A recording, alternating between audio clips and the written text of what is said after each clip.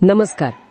जिथे कायदे बनतात म्हणजे आपलं विधिमंडळ, तिथेच आमदारांच्या कार्यकर्त्यांमध्ये हाणामारी. हे खरं आहे. हो, धक्कादायक आहे. पण महाराष्ट्राच्या विधान भवनाच्या लॉबीमध्येच साधारण 17-18 जुलै 2025च्या दरम्यान हे घडलं.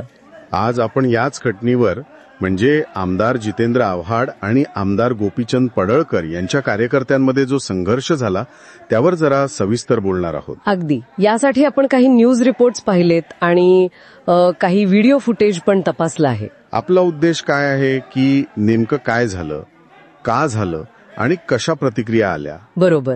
आणि सगळ्यात महत्वाचं म्हणजे राज्याच्या विधान भवनाच्या आवारात असं काहीतरी घडणं याचे काय परिणाम असू शकतात हे समजून घेऊया.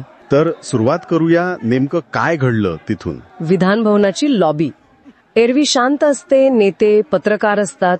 हो, तिथेच आमदार आव्हाडांचे कार्यकर्ते नितीन देशमुख म्हणून आणि दुसरीकडे आमदार पडळकरांचे कार्यकर्ते म्हणजे ऋषिकेश टकले वगैरे हे एकमेकांना भिडले.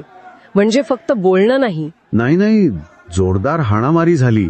म्हणजे रिपोर्ट्सनुसार नितीन देशमुख यांचा शर्ट फाटला होता. अरे बापरे. हो, मग सिक्युरिटी गार्ड्स आले, त्यांनी मध्यस्थी केली. पण तरीही विधान भवनात हे घडणं हेच मुळात खूपच गंभीर आहे.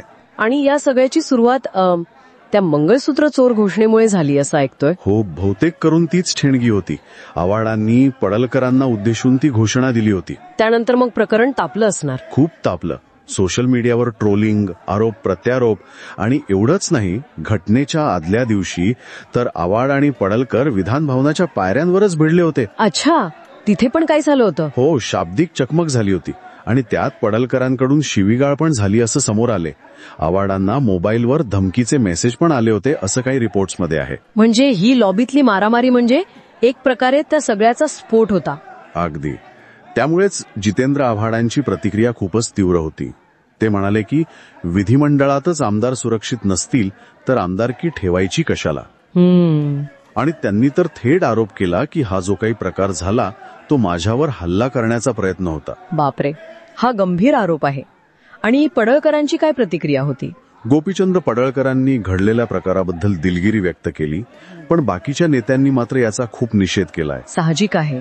सगळ्यांनी कडक कारवाईची मागणी केली. विधान भवनात ही गुंडागर्दी कशी काय हा प्रश्न विचारला गेला. आणि महत्वाचं म्हणजे हे कार्यकर्ते इतक्या आत लॉबीपर्यंत पोहोचले कसे. हो ना, त्यांना पास कोणी दिले हा मोठा प्रश्न आहे. आणि इथेच मग राजकीय आरोप पण सुरू झाले. विरोधी पक्षनेते विजय वडेट्टीवार यांनी याला सत्तेची मस्ती म्हटलं. त्यांनी तर पडळकरांनी हल्ल्यासाठी गुंड आणल्याचा आरोप केला, सीसीटीव्ही फुटेजचा हवाला देत. अच्छा. आणि रोहित पवारांनी पण काहीतरी आरोप केला होता ना? हो, रोहित पवारांनी तर आणखी गंभीर आरोप केला की पडळकर हे मकोका आणि गांजा विक्री प्रकरणाशी संबंधित लोकांना घेऊन आले होते.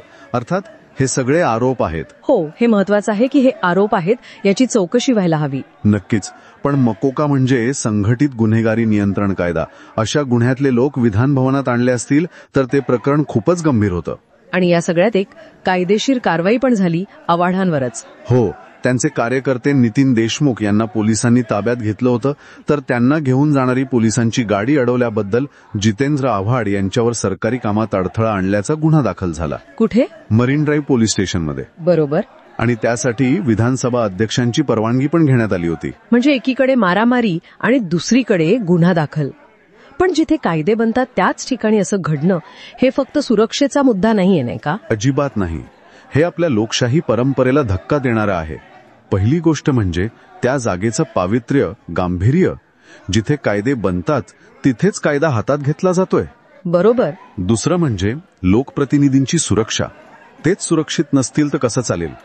तिसरं, महाराष्ट्राची एक संसदीय संस्कृती आहे, तिथे असे प्रकार अपेक्षित नाहीत. आणि तो पासचा मुद्दा, कार्यकर्त्यांना आत कोणी आणलं, आमदारांची जबाबदारी काय, हा कळीचा मुद्दा आहे. आपल्यासोबत येणाऱ्या लोकांच्या वर्तनाची जबाबदारी कोणाची. आणि त्यात जर गुंडा आणले, नियोजित हल्ला होता, हे आरोप खरे ठरले तर मग हे फक्त दोन गटांचं भांडण नाही राहत. नाही, ते थेट विधानमंडळाच्या सुरक्षिततेवर आणि कार्यप्रणालीवर प्रश्न निर्माण करतं. म्हणजे थोडक्यात मंगळसूत्र चोर टिप्पणीनंतरचा वाद विधान भवनातल्या हाणामारीत बदलला. त्याचे राजकीय पडसाद उमटले. आव्हानांवर गुन्हा दाखल झाला आणि विधानभवनाच्या सुरक्षेवर आणि परंपरेवर मोठं प्रश्नचिन्ह निर्माण झालं. अगदी बरोबर. पण जाता जाता एक विचार येतो मनात, काय? की जिथे राज्याचे कायदे बनतात, जी जागा आपण पवित्र मानतो, तिथेच जर लोकप्रतिनिधींच्या कार्यकर्त्यांमध्ये असा संघर्ष होत असेल, तर मग आपल्या लोकशाहीत संवाद, संयम, जबाबदारी याचं नेमकं स्थान काय उरलंय? यावर विचार करायला हवा.